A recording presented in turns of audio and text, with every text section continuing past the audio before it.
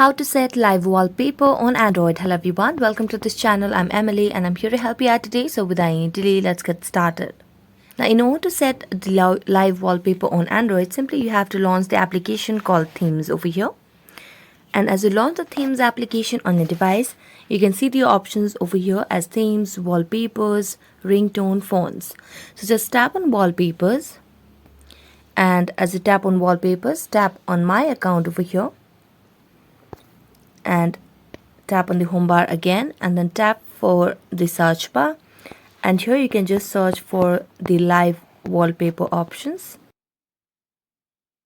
Now as you search for it, you can get different options over here at the bottom of the screen. So here at the top you can get the option.